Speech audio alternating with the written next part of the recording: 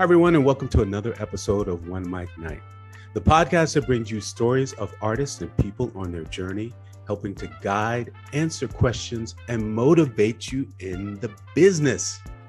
Now, today is no exception because I'm talking to someone who is an incredible artist. I'm very, very honored to have her here. She is a fine arts painter. She is a muralist. She is a creative artist, and she is a martial artist, and she goes by the name of Jessie Novik. Welcome her to OneMicNite. Hi, Jessie. How you doing? Hi, I'm doing great. Thanks for having me. Thanks for giving us some time. Listen, I have questions. The first question is, who is Jessie Novik? So that's a deep question.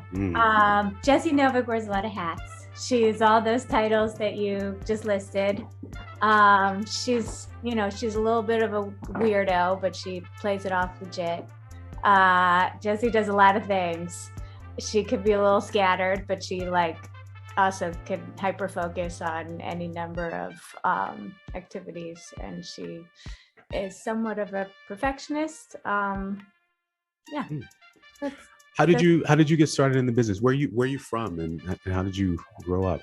So I'm originally from Connecticut, and I grew up making lots of art. I came from a fairly artsy family, so we always had supplies in the house. My sister and I used to craft all the time. I kind of always knew that I wanted to be an artist. I went to Alfred University, the New York State College of Ceramics, for my undergrad, and then after college, I started writing a little bit graffiti, and I started just pushing myself a little bit more with large scale painting. So I got introduced to public art through graffiti. Then I was looking for, I started working in schools, I started teaching a little bit, and I decided to pursue a degree in art therapy. So that's when I moved to Brooklyn in 2012 and went to Pratt for art therapy. And I was working as an art therapist for a number of years, earning my credentials. And at the same time, I started working as a teaching artist, painting murals with mostly with youth and with communities, doing a lot of community murals. I started as an assistant, and I kind of worked my way up to lead, and I loved that. I completely fell in love. I love that better than traditional art therapy. So I sort of set out to merge the disciplines, painting therapeutic murals with communities in various settings. Let's go back for a minute, because you said something that's really, I think, critical and important. Graffiti. Yeah. Graffiti is huge in New York City. This is almost like the birthplace of graffiti and art. Street art goes back to the 80s when it was, people were painting the subway, the walls everywhere, tagging. How does that play a role in your life? How did that inspire you, or how did that shape what you do? So it pretty much opened up my world in terms of public art and just large scale painting in general. I just loved it, want to do it as much as possible. I had a partner in the past who introduced me, and this was in Bridgeport, Connecticut, where I got started, and I just dove in and fell in love with it immediately. Once I moved to Brooklyn, I sort of separated from that crew, and I fell out the scene a little bit, especially when I was in grad school. Mm-hmm. So I can't say that I ever got that deep into it or developed my graffiti skills as much as I would have liked, but I certainly got a solid introduction, and it definitely inspired me to continue painting walls and just try to get bigger and bigger with my compositions. With the compositions. So graffiti is sort of a lot of political statements, a lot of things against, or not against, but just words for living in society, and the artist's interpretation of what's going on at the time. Does your work do a lot of that, or do you concentrate on something else? It varies. Mm-hmm.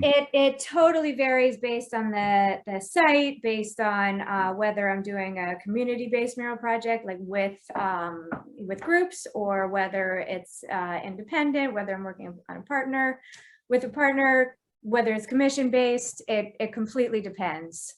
In my personal work, I focus on sort of more psychological themes, but I think it's paramount when I'm working within communities that I represent the communities I'm working with, and often that involves incorporating very like pressing political themes, basically representing what's happening in their environment, whether there happens to be something going on or whether it's just representing the culture.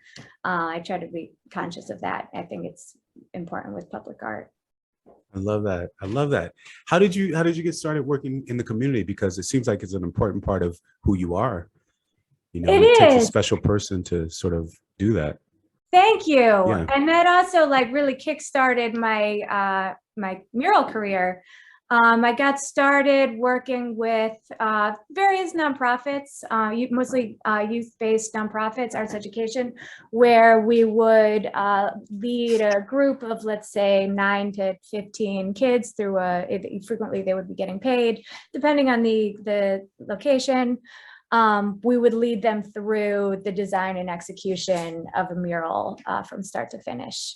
Or sometimes I would go in and I would lead focus groups with, with a select group of people, and then I would have them put their input in, like tell me what they were looking for, and I would put together design, and then I would facilitate a community paint party where they would come in and lay down color, and then I would sort of smooth it out and install it on my own. Within various organizations, they provide the structure. And so I sort of go into different sites and do my thing based on their needs. But I love it. I absolutely love it. What kind of role do you think art plays in not only the community, but individually, relating to your art therapy? How does that help? What significance is it? To me, it's everything. To me, it's how we learn, how we connect, how we relate to people. I'm like a highly visual person, so that's my language of choice. It's also, I think it connects people on a very unconscious level, in that like the images that people pick up, that people respond to, that sort of speaks to their experiences, what they've seen, and how they process visual stimuli. So based on what types of art people connect to, that sort of creates these other lines of connection and communication that I just think is fascinating. The field of psychoaesthetics, like how people relate to image, what it brings out in them, and how it pulls people together. And that, I guess that's the art therapy part of it, because I mean, we hear art therapy, we don't, you don't really know exactly what it is, but that, I guess, pretty much is it. It's how people relate to the images that they're either drawing or, visually producing. And then it opens up the conversation to many other things, right? Absolutely. And it's an opportunity to communicate things that matter, which I care about. Wow, very significant. So let's talk a little bit about your art in particular. I noticed you have some things in the background. You do a lot of, are there subjects that you work on more? Are you mostly, first of all, what type of art, what would you consider your art? That's another good question, because I do jump around a lot. Sometimes I have a hard time maintaining consistency. I would say my work is mostly imaginative realism. I like playing with sort of surreal-esque compositions and concepts. And I try to push as much towards realism as I can while having a very fantastical twist. The series I'm working on right now is it's called Natural Armor, and it's sort of showcasing women as animals, specifically, who have natural armor. Yeah, because I'm fascinated by animals such as like reptiles, pangolins, rhinos, reptiles that have sort of a hard shell. I think they're hugely symbolic. And I think all too often, women in particular are criticized for, let's say, being guarded or having walls up, that kind of thing. It's a criticism I've heard too often. Wow. When as a therapist, I feel strongly that those types of defenses, they're there for a reason, they should be honored. And so that's what this series aims to do. I like that. I see the one on your, it's, I guess, behind you, it's your right with the sunglasses on. Tell us a little bit about that one. So this That's is beautiful. my lizard queen. Thank you. I'm just about done with her. She's fantastical. I imagine that she lives on another planet ruled by reptiles, and she's the ruling authority. I had a lot of fun. I have a pet lizard at home, and so I was basically just imagining this world that she might reign over. What goes through your mind? I always wonder what's the inspiration you have? I have so many questions for you. What goes through your mind when you're, like when you sit down to do a painting, like you say you had a pet lizard, you think the pet lizard and the woman, how can these two, you know what I mean? Like what goes through your mind to create these beautiful paintings? I know what you drawings? mean. Mhm. I would guess it's like stream of consciousness. I have an overactive imagination. And so once I start thinking about ideas and images, I mean, any number of random symbols, objects, figures, in my mind, they could just kind of start pairing up. Sometimes I have to pull back and sort of say, like, Jessie, that's ridiculous. Let's step away from that idea. Let's bring it back in a little bit. That's funny because we've all seen some ridiculous art that's actually been incredible too. So where do you find, how do you know when your painting's ready? How do you know how do you live with it? Do you live with it for a while and you just say, okay, now this is it? I do live with it for a Yeah. while. I rarely say, okay, no, this is it. Well, I try to force myself to, because I could overwork things if I was given the opportunity. I've been sort of trying to work on finishing pieces. Sometimes it's like I get into tunnel vision or hyper focus mode, and I just want to perfect every little detail. It's OCD, I think. So I guess the answer is I never know when it's time to like put the brush down. I just force myself after a certain period of time. And when I get excited about the next project, that's usually when I can let a piece go. Is it hard for you to work on more than multiple pieces, or do you work better when you just concentrate on one and then? I typically do have multiple pieces going on at the same time. Mm-hmm. I work with oils and I use a traditional glazing technique. So that requires a lot of waiting time for layers of glaze to dry, which can be maddening. So while I'm waiting for one piece to dry, I might start off with an underpainting for another piece, or I might prep a canvas for another piece. Usually I have multiple projects going on simultaneously, but I'll kind of direct most of my focus towards one. Wow. What about the painting right sort of above your head with the, I guess it's sort of a halo around her? That's a chameleon. Here, I'll give you a closer view. Okay. So this is also part of my series on natural armor. And there's a little bit of glare, so it's hard to see. Oh, beautiful. Yeah. Yeah, she's a woman with a chameleon on her head. It's called Invisible Lady, or Invisible Lady. Yeah, something like that. I love that. I love that. Thank you. This is great. I love this. The combination of the woman and the animal together with the armor. Thank you. Yes. I mean, like really stunning. Thanks. I'm playing with like ego defenses and sort of just highlighting the, frequently we think of them as really bad things that obstruct our relationships and our behavior, but there can be beauty in them too. So that's sort of what I'm trying to validate with this current series. Well done. What about the other images? They look a little bit like, not Dali-esque, but sort of surrealism. Is that? Thank you. Sort of, yeah. So these are from my coronavirus series. And these two actually were painted in the Dutch Vanitas style. dealing with memento mori, or like the imminence of death, and symbols of sweetness paired with doom, basically. Like you would often see like skulls paired with, or in the traditional style, you would see a lot of candles and skulls and timepieces. And so I was bringing that technique into contemporary context by turning the fruits into coronaviruses.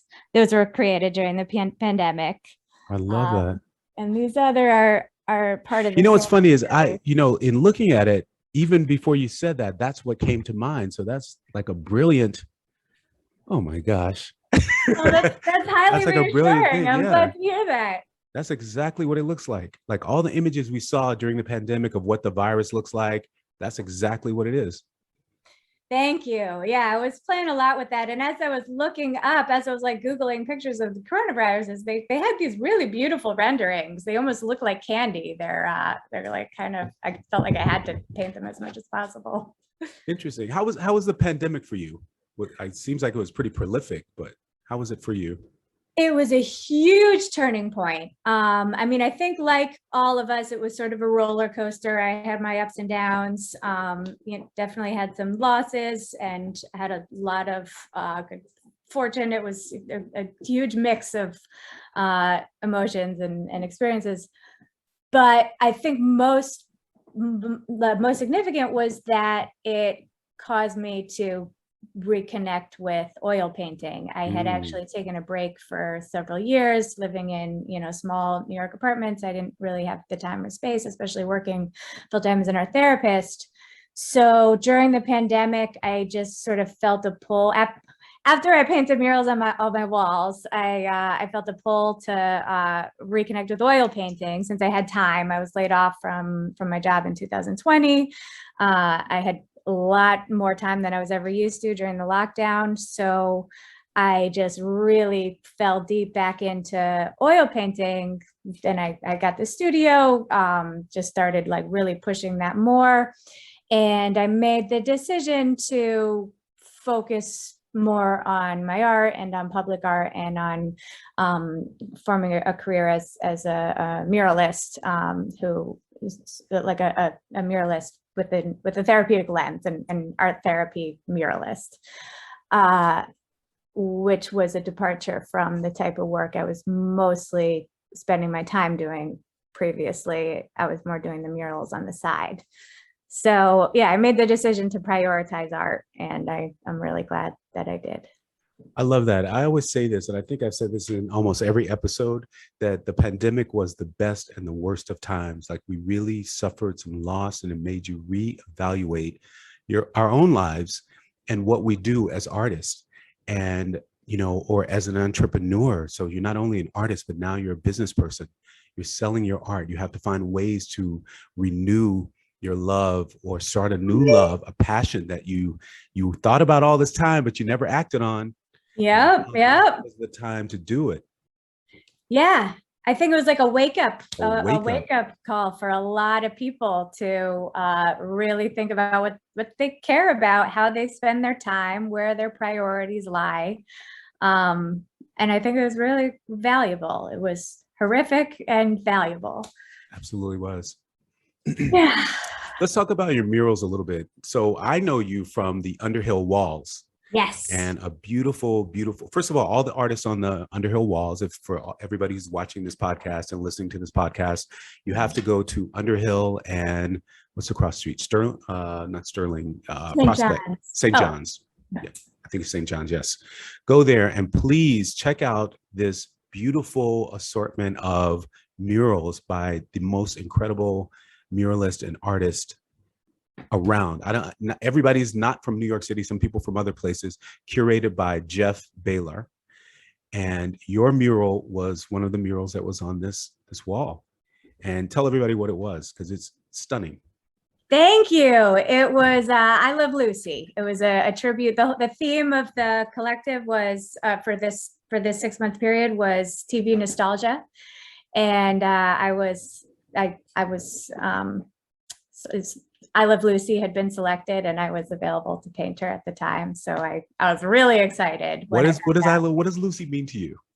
So I grew up watching her on Nick at Night.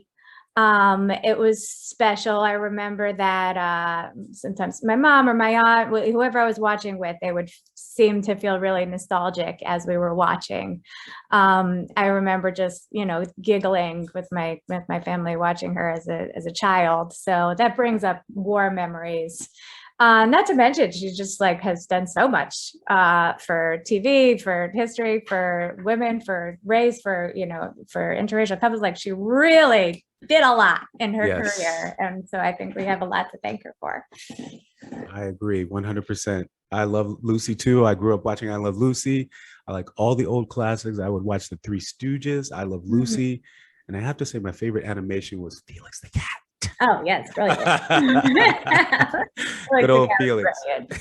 Yeah. So you have some other murals around the city too. What else have you done? Or is there something else that's out there right now? So I just finished a vestibule. A lot of my murals have been within schools, within hospitals, other types of institutions. I did one recently, the whole interior of a vestibule leading into a school, PS4 in the Bronx, which was very exciting. I did that with the nonprofit Creative Artworks. I've also done murals with New York Health and Hospitals. I recently did one at Cumberland Hospital in Brooklyn and Fort Greene. I've done a number of window displays, New York Family Court. I did a big one in Mount Sinai Children's Center, an underwater theme on a couple different floors. And let's see, a lot of schools throughout Brooklyn, throughout Manhattan. I'm trying to think. What kind of feeling do people get? I can imagine walking into a school, and someone has a beautiful mural to walk into. Mm-hmm. How do you think that makes kids feel? Well, I hope it makes them feel great. Yeah. And excited to learn, because a lot of times, you're going into school day after day, it gets boring. And I remember as a kid, the specific artwork that I would be inspired by, that would make me excited, that would make me just wish that I could be involved in creating that. And so that's what I would like to inspire in kids, give them something exciting to look at, and to make them just feel a little bit more inspired, throughout their school day. The specific imagery, a lot goes into my design and composition in terms of thinking about what feelings I would like to elicit. So depending on the site, I might want to elicit different feelings. So in this hospital waiting room, the purpose of this mural was to ease children's anxiety, to ease children's fear as they're preparing for surgery. It was a pre-surgical waiting area within the children's department. So my whole intention was to create very calming imagery of water scene, nothing too large or overwhelming, nothing scary. I had to be very deliberate with all the facial expressions of the fish. Whereas I did one recently in Cumberland Hospital, and based on feedback that I got from my focus groups, it's a hallway where people are walking back and forth, busy throughout the day. It's not really a place where they want to stop and feel calm. They have a lot of things to do. So my intention with that was to create a lot of dynamic imagery and create a certain kind of flow that would be exciting and stimulating. Bright, high contrast colors, something that would really hit someone and kind of give them a little boost, as opposed to making them feel calm. Whereas some of my other murals, might want people to stop and think, especially if they have political themes, especially a lot of the pieces I've done with youth. It's the group projects, the community projects that I've done are largely representing their ideas. So I want that to come through as much as possible so that they can feel a sense of ownership. And also so that other people who see who visit that site could see it and think if they are interested, think that could be something that I could do. Yeah. Beautiful. You mentioned something. You said the focus group. Let's talk about the business side of it all. You mentioned that before too. So not only are you, all these things as an artist, but how does that play in what you do? How does the business side of it all work? Because I want anybody who's, planning on to becoming an artist and now stepping into the shoes. What do we do? How do we, harness all this stuff and become a product ourselves so that we can sell the art, so that we can make it work? What's happening for you, or what's any advice you have? Well, I have to say, it's definitely not my favorite part. Right. I've been just making a lot of efforts throughout the past few years to learn as much as I can about the business, to keep as good notes as I can. I started an LLC just about a year and a half ago, Jessie Novik Studios, for my mural. So I've just been, trying to read and follow up as much as I can to make sure that I'm going through all these processes correctly, because it's not my background. It's definitely not my area of expertise or interest. But nowadays that's sort of how it's done. The artists, they are an artist and a business person. It's sort of on them to promote, to handle all the back end, unless they get to a point where they can have that kind of support. So I'm just trying the best as I can to, figure out what I'm doing and how to do it better.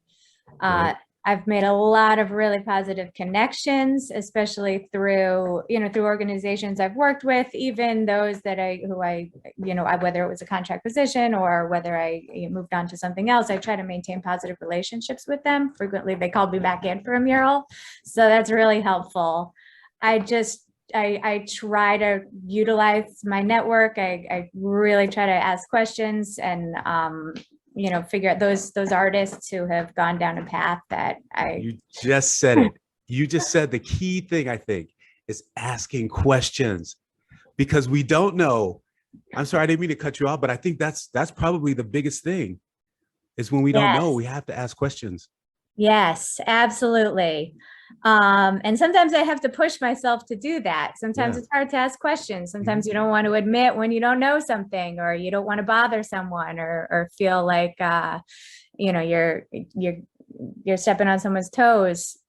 But that's been the most I've gotten the most information from asking very specific questions to people who I admire, who've done the things that I'm working on. And usually people are eager to help. Usually people are happy to pass down that information. So yeah, I think absolutely right. Integral. I think and I have to tell you this, my New Year's resolution this year was to learn as much as possible.